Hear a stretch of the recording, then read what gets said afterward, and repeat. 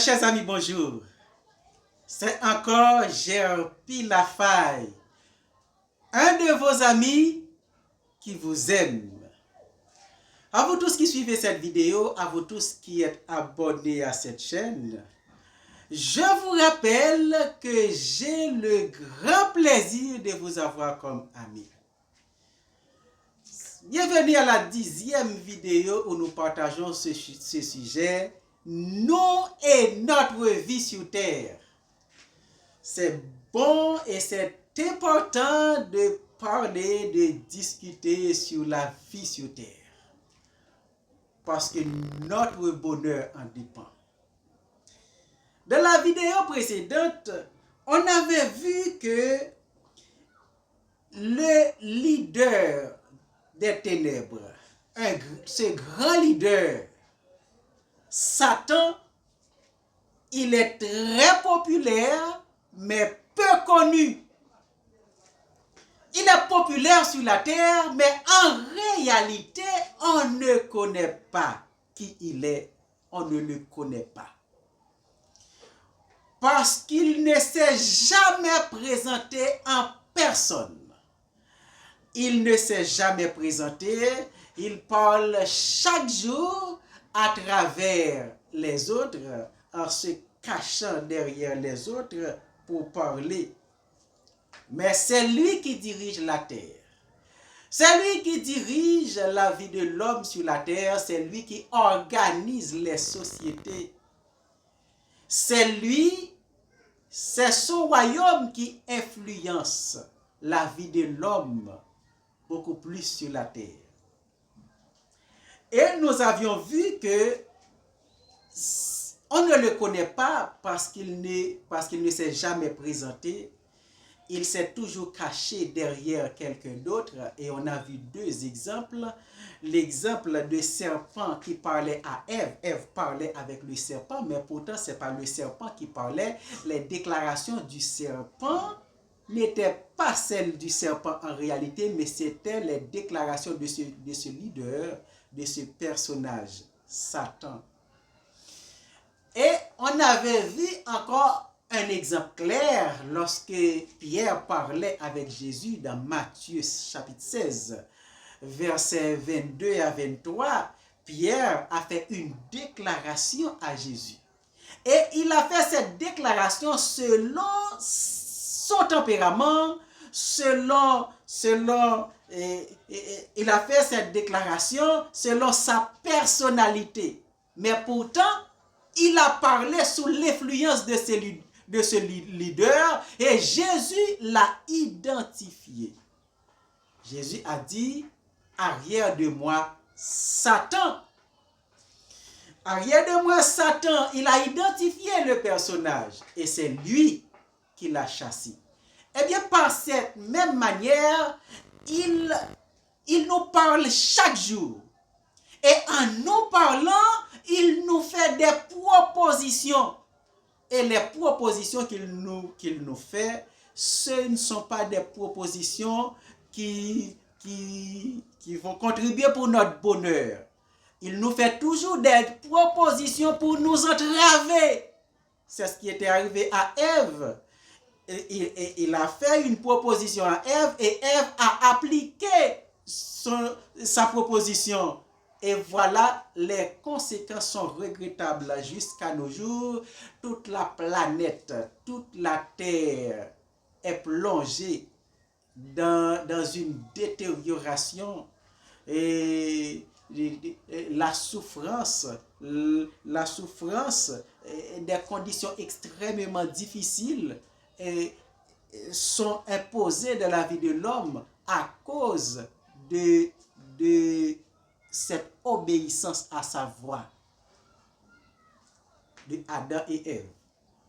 Et de même, Pierre a fait une déclaration à Jésus sous son influence. Si Jésus avait appliqué cette déclaration, si Jésus avait accepté cette déclaration, aujourd'hui, le royaume des cieux n'allait pas pouvoir avoir influence sur la vie de l'homme sur la terre. Parce que sa déclaration avait pour objectif de dévier le plan de Dieu de dévier la mission de Jésus, de faire échouer la mission de Jésus. Mais Jésus l'a identifié et il a dit, arrière de moi, Satan. Et dans la même réponse de Jésus, il a dit, vos pensées ne sont pas celles de Dieu, mais ce sont des pensées, mais plutôt ce sont des pensées des hommes. Dans Matthieu chapitre 16, verset 23, les pensées de Satan sont devenues les pensées des hommes, les pensées de l'homme. Même lorsque vous pouvez remarquer dans tous les gouvernements, dans tous les pays, il y avait des chefs qui sont établis pour diriger les pays, mais en réalité, ces chefs dirigent les pays sous l'influence de ce personnage. Nous pouvons avoir cette preuve en lisant le verset 13 de Daniel chapitre 10. Daniel était en train de prier et Dieu a envoyé un ange pour apporter la réponse de la prière à Daniel. Mais lorsque l'ange est arrivé et il parle à Daniel, regarde ce qu'il a dit dans le verset 13.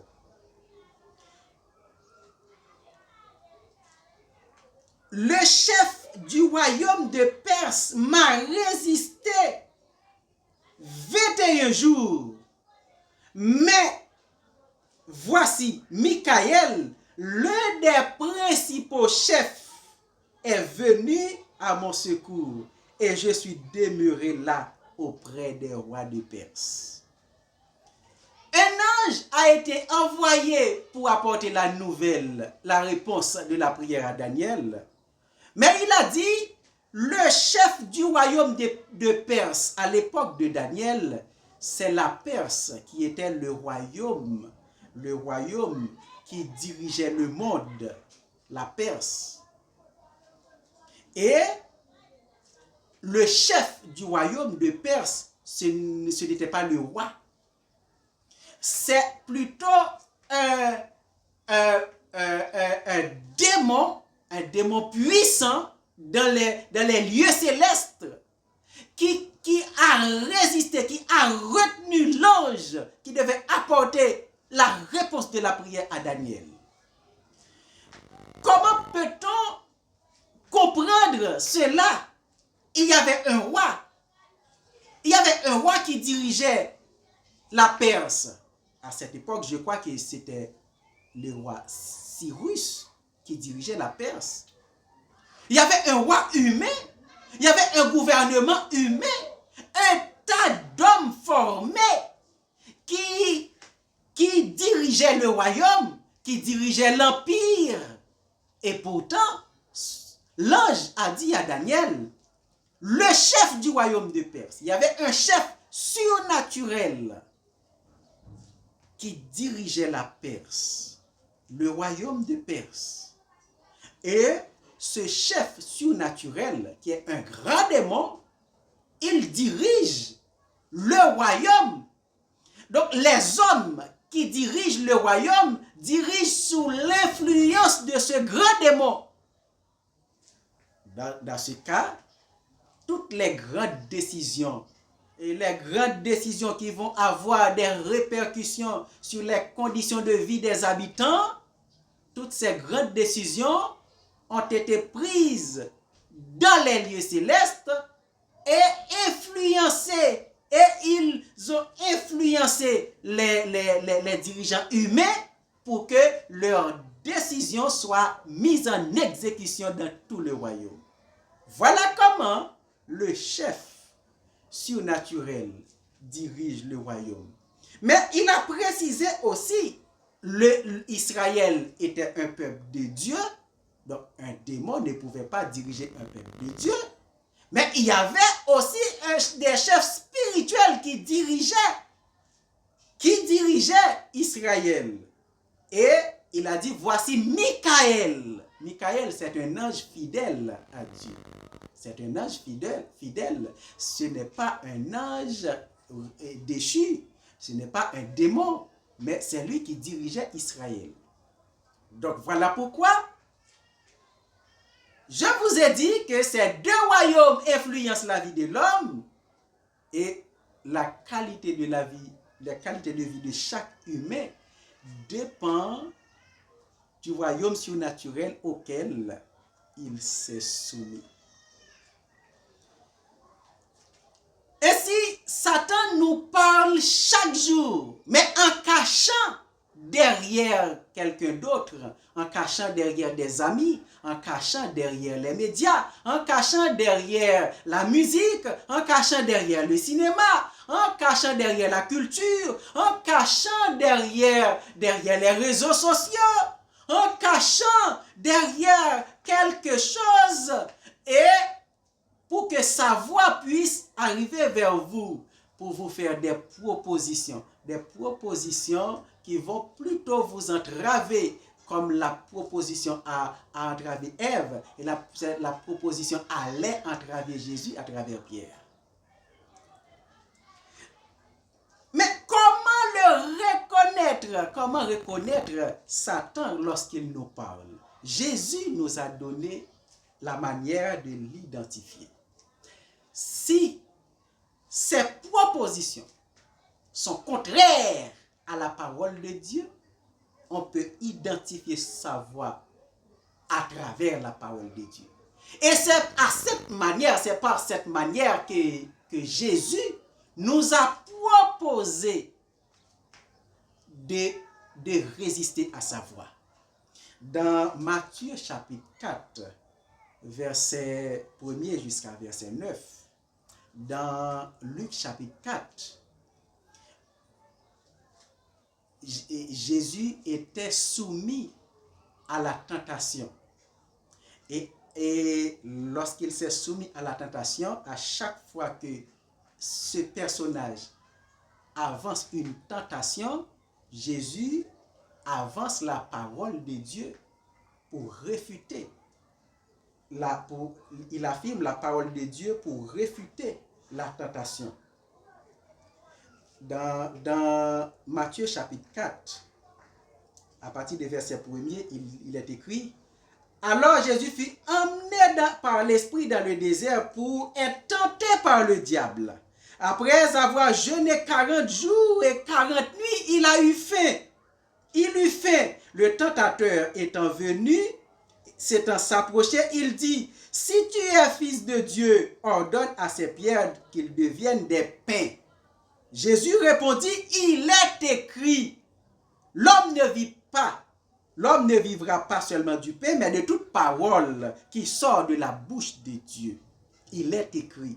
Jésus a cité la parole de Dieu pour pouvoir réfuter sa parole, parce que sa parole est toujours contraire à la parole de Dieu. Deuxième tentation, verset 5. Le diable le transporta dans une ville sainte, le plaça du haut du temple et lui dit: si tu es fils de Dieu, jette-toi en bas, car il est écrit, il donnera des ordres à ses anges à ton sujet et ils te porteront sur des mains de peur que ton pied ne heurte contre une pierre. Jésus lui répondit: il est aussi écrit, tu ne tenteras point le Seigneur ton Dieu. Puisque Jésus a réfuté sa parole par la parole de Dieu, eh bien, il avance une parole contraire par une autre parole de Dieu qu'il a pris dans Psaume 91. Et Jésus a cité une autre parole pour démentir la parole qu'il a prise dans un contexte erroné. Il a cité cette parole, pas dans son vrai contexte, mais dans un contexte erroné. Et Jésus a cité une autre parole de Dieu pour pouvoir réfuter cette parole qu'il a mal interprétée. Ainsi, pour réfuter, pour identifier ce personnage, il faut connaître la parole de Dieu. Et lorsqu'une parole est venue contraire à la parole de Dieu, à ce moment-là, on va se rendre compte que ce personnage est en face. si vous ne connaissez pas la parole de Dieu, vous n'allez pas pouvoir identifier ce personnage. Mais si vous connaissez la parole de Dieu, lorsqu'il vous parle, vous allez identifier sa parole par rapport à la parole de Dieu. Puisque sa parole est contraire à la parole de Dieu, vous êtes en face de lui et vous allez devoir réfuter. Donc c'est par cette manière que Jésus a proposé d'identifier ce personnage. Vous pouvez l'identifier. Maintenant, si vous pouvez identifier ce personnage, vous allez pouvoir résister à sa parole. Mais le monde, les deux royaumes surnaturels ont tous deux une culture, ont chacune une culture pour influencer les hommes. On parlera de ces cultures dans la prochaine vidéo. Éternel Dieu Tout-Puissant, je te remercie pour tous les amis que tu m'as donnés sur ce réseau social. Je te remercie de les avoir comme amis et je m'en réjouis. Permets, oh Dieu, que tout ce que nous partageons puisse nous servir à prendre de bonnes décisions pour bien nous orienter à la construction d'une vie meilleure, d'une vie satisfaisante. Au nom de Jésus, je te prie. Amen. Abonnez à la vidéo si vous n'êtes pas encore abonné, abonnez à la chaîne, ajoutez un like et partagez la vidéo pour inviter vos proches à y participer. Et faites-nous part de vos appréciations dans les commentaires. Et je vous dis à la prochaine, que Dieu vous bénisse.